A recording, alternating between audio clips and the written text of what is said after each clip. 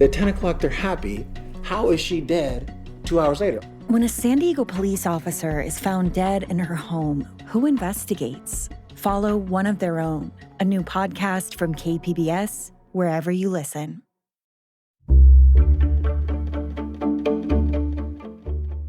Good morning, I'm Lawrence K. Jackson. It's Wednesday, February 18th. We'll tell you about the late Jesse Jackson's ties to San Diego. More on that next, but first, the headlines.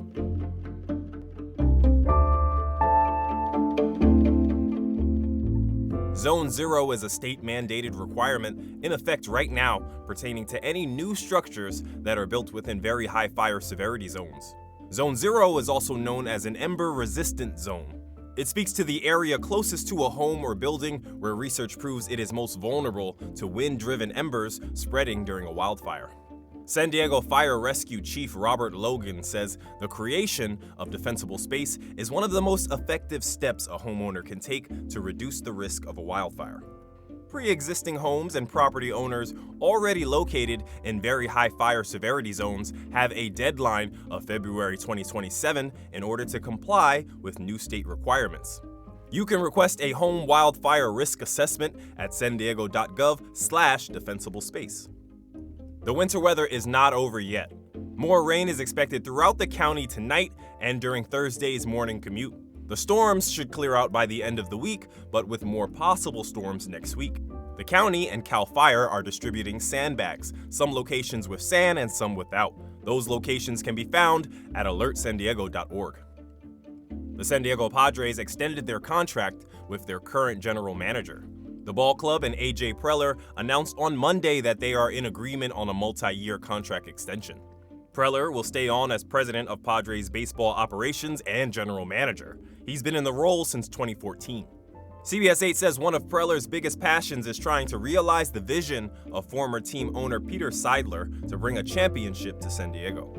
From KPBS, you're listening to San Diego News Now. Stay with me for more of the local news you need.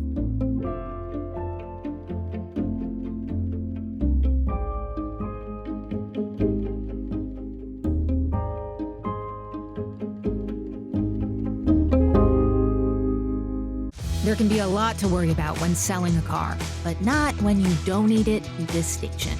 Donate your old car, truck, or RV to help pay for the programs you enjoy and rely on. Here's how. Call 877-KPBS-CAR.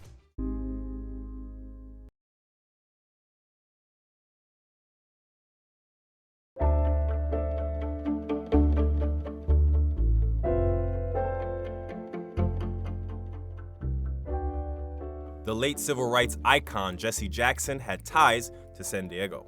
Reporter Jacob Ayer says the campaign trail brought him here and into Mexico in the mid-'80s. During his first presidential campaign in 1984, Jesse Jackson visited San Diego and marched across the border into Tijuana. His visit in '84 reminds me of Dr. King's visit in 1964 to San Diego, and that both were here fighting racist legislation. KPBS Midday Edition spoke with SDSU professor of anthropology Seth Malios about Jackson's legacy in San Diego. King was fighting against California's Proposition 14 regarding the Fair Housing Act. 20 years later, Jackson, his protege, fought against a bill that became the Federal Immigration Reform and Control Act. That racist legislation passed in both accounts, and that these individuals faced many protesters while they were here. Malios says that the seeds for the National Rainbow Coalition started here in San Diego during the 1984 march. Jacob Ayer, KPBS News.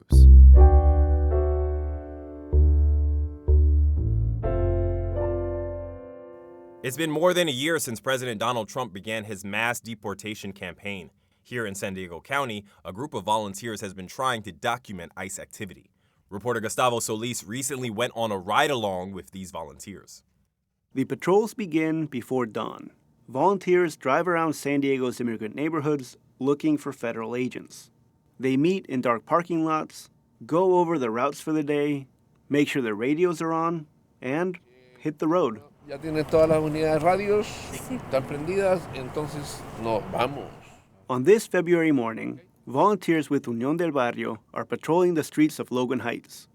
They've been documenting ICE activity in San Diego for more than a year now.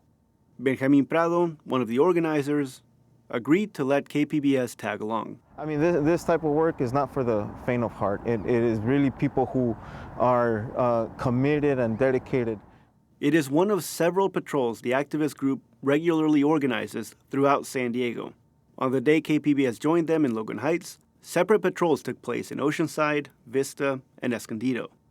They're trained to identify undercover ICE vehicles, usually clean, newer models with tinted windows and unmarked license plates.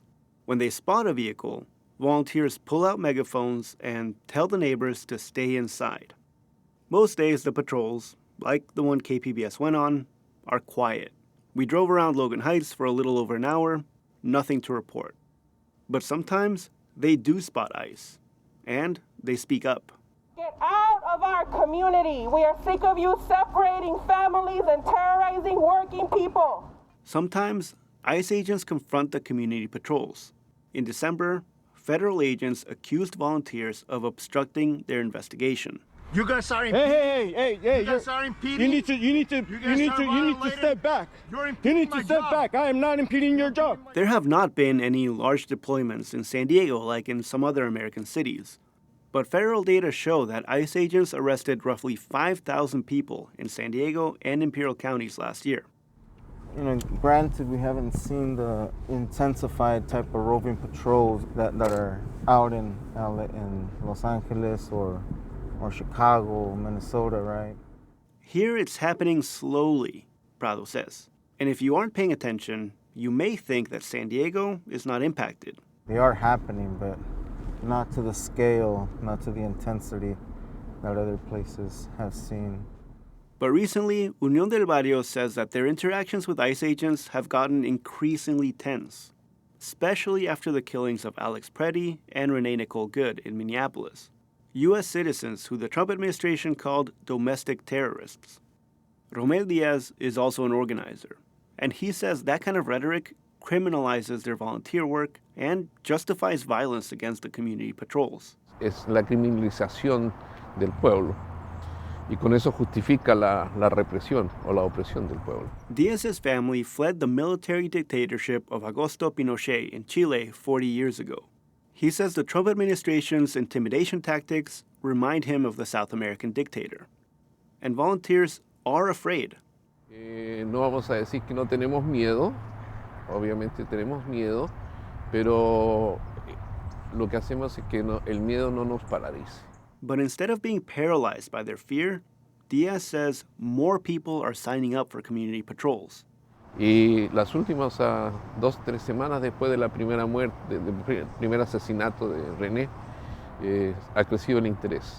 Prado says Unión del Barrio offers multiple training programs. Some teach people the basics of community patrols, and others show volunteers how to keep watch over their own blocks.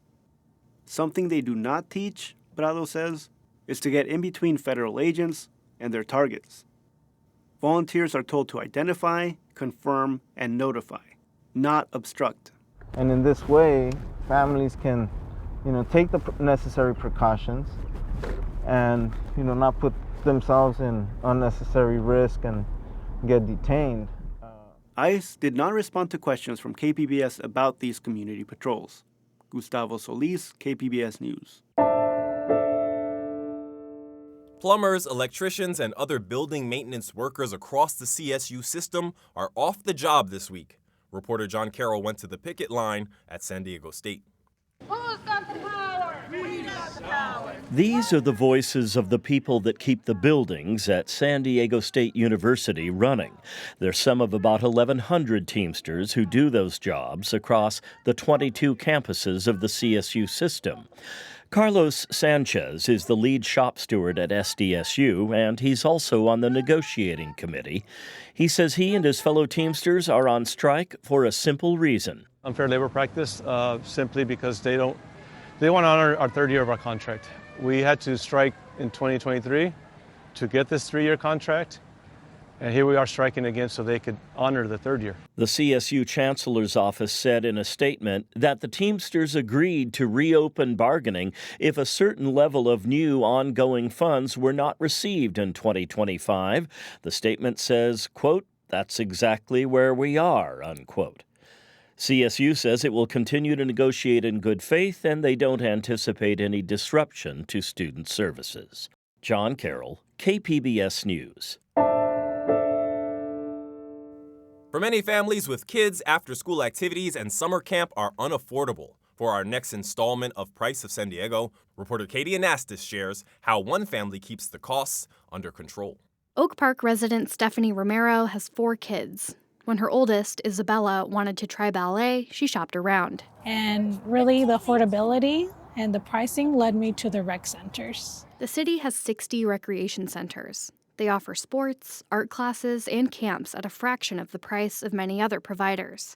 That includes summer camp, which can cost families hundreds of dollars a week per child. I've enrolled two of my boys in summer camps at the rec center that were $50 a week. The rec center's camps come with another perk: field trips. The field trips that they were going to was something that I don't think I would have the budget for to take my whole entire family. Otherwise, they've gone to the zoo, they've gone to the plunge, so I think it's a pretty good deal. Another favorite summer camp provider for the Romeros has been the new Children's Museum downtown. Without the scholarships the museum offers, it wouldn't have been an option for the family. And that would have been $2,000. That's insane. I wouldn't even make that in... Sorry, I don't want to tear down. I wouldn't even make that in like a paycheck, you know? Romero also recommends the public library's Discover and Go program. It offers free passes to places like the Museum of Us and Skate World. Katie Anastas, KPBS News.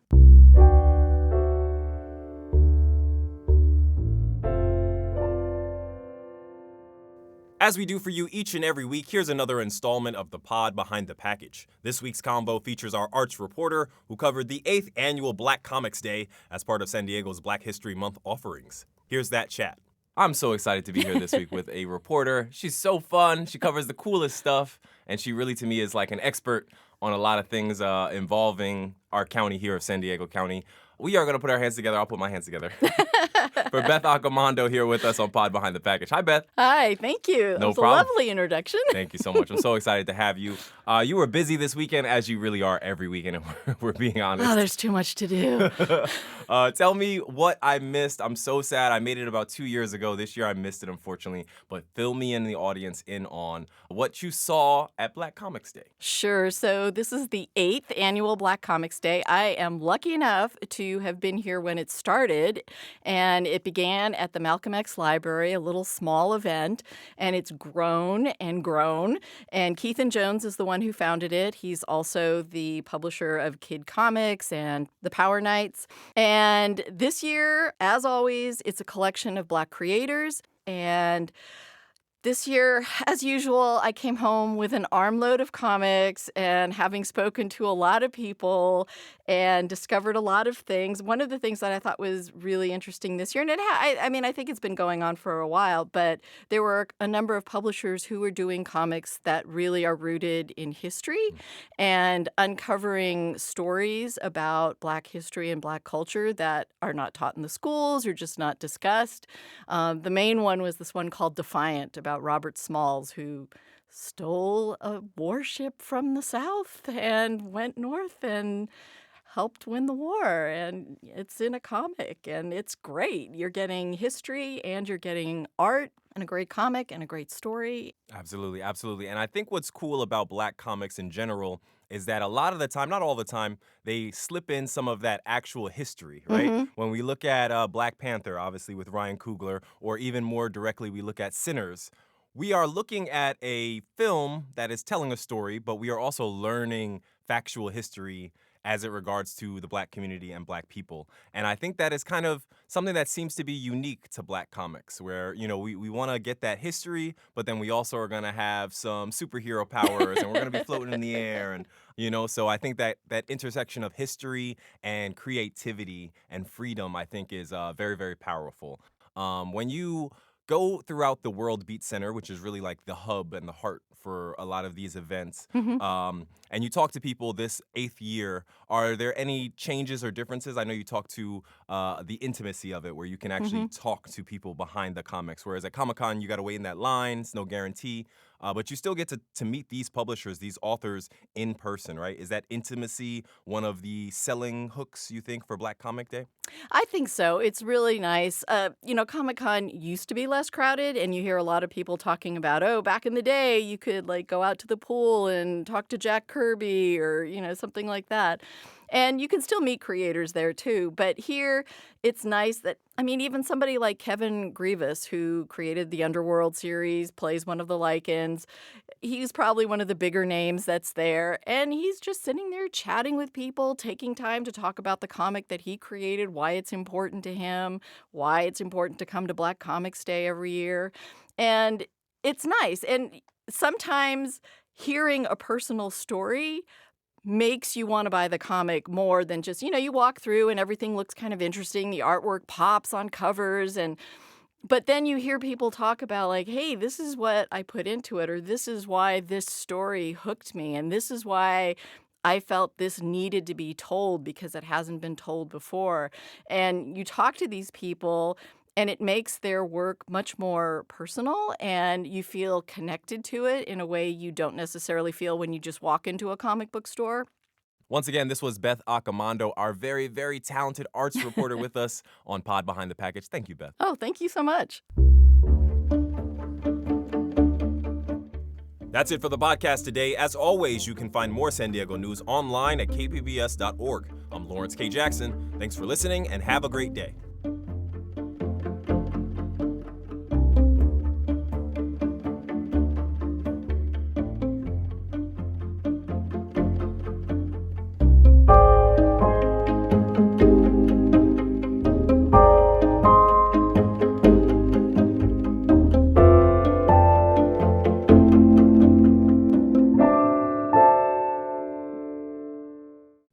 Now on The Finest, Nikki DeSanfal's sculptures are legendary in San Diego and across the world. We tell the story of her unlikely friendship with the man she depended on to help build and take care of them long after she's gone. If you work with somebody like Nikki for so many years, this is also becomes like your family.